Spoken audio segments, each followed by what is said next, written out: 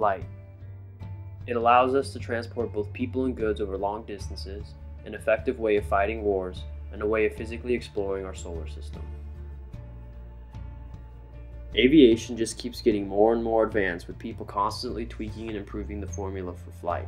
This allows us to achieve faster, more efficient, and longer sustained flight. One of the biggest aspects in aviation that is constantly improved upon is the propulsion system. How to move the aircraft faster, longer, and more efficiently are never-ending challenges that have been present since the first person attempted flight, and will be around for as long as man is flying.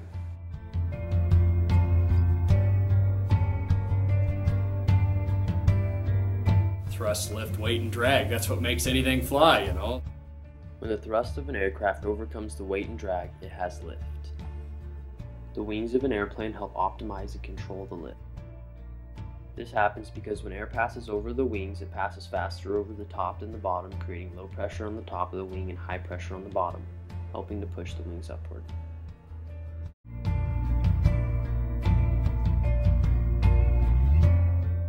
The Chinese were the first to create a man-made object that could sustain flight: the kite. Kites use wind to sustain flight, which means they use no mechanical parts to help them fly. It's believed around 400 BC, a Chinese emperor would attach his captured enemies to kites and push them off tall ledges to test if they could sustain flight. Unfortunately, no one lived through these test runs. Next in propulsion came the hot air balloon engine, which is an engine that creates an intense amount of heat in an upward direction, causing a heavy thermal current, which is then captured by a bag or balloon, giving the balloon and what is attached to the balloon flight. But balloons are incredibly hard to navigate. So in 1852, a man by the name of Henry Gifford elongated a balloon and attached a 3-horsepower steam engine to it by hanging it under the balloon.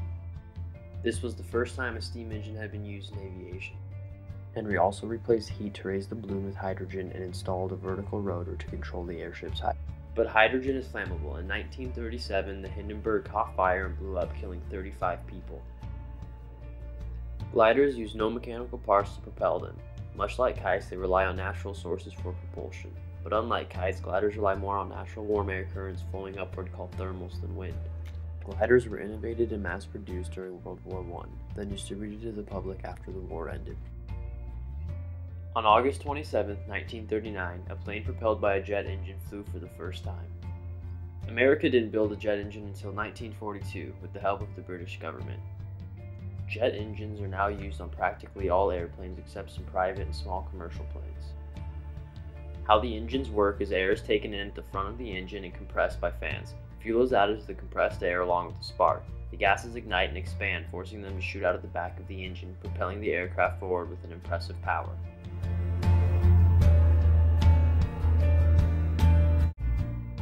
World War I was the first war planes were deployed on a large scale. At first, planes were used more for reconnaissance than anything else. But after some experience, people started specializing planes to suit specific needs such as bombers, fighters, and reconnaissance. Now in modern day, aviation is used by almost every branch of the military, whether it's sending out a drone for reconnaissance, a fighter plane to attack the enemy, or a missile to destroy a target. Aviation has helped shape the face of modern warfare. Without it, our fighting styles would seem primitive. Have you ever been 35,000 feet in the air flying somewhere too far to walk or drive? According to the Arbitrage Airport Advertising Study, 21% of Americans take at least one round trip a year. That's over 66 million people flying every year.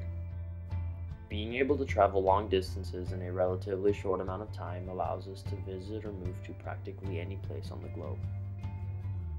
On October 4, 1957, the Soviet Union launched the Sputnik 1, the first aircraft to leave the Earth's atmosphere. This marked the beginning of a never-ending quest to explore the universe. Since then, we have sent spacecrafts to explore and gather information on all the planets in our solar system, except Pluto, the farthest planet from us. As spacecraft technology improves, we are able to navigate farther from Earth with greater accuracy. The propulsion system is one of the most important aspects of long-distance travel with the greatest room for improvement. The more efficient an engine is, the farther it can travel with the limited fuel it's supplied. Imagine living in a world much like those portrayed in sci-fi movies where people use miniature aircraft shaped like cars for everyday commuting. This vision may become a reality sooner than you think. Cars designed with collapsible wings, giving them the option to fly like a plane, are speculated to be available by the end of next year. These cars will still need a runway to take off and land on, so the functionality of them will not be as good as the sci-fi movies portray, at least not at first.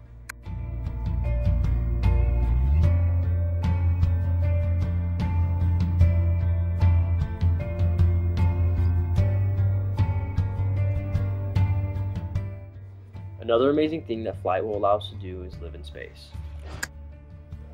But not on planets. Planets are too harsh to try to sustain life. A moon would be more suitable for life since there is a constantly stable environment. Also, with the low gravity, moving supplies and people would take less fuel than on a planet with strong gravity. One idea that, if executed, could be a suitable living environment is an ecosystem much like the one portrayed in the video game Halo, where there is a big ring that spins producing a false gravity. Although an artificial ecosystem that allows us to live in space like this will not be created in our lifetime. But maybe someday, when our planet can't sustain us anymore. That will be the day we turn to flight and human engineering to keep the human race alive.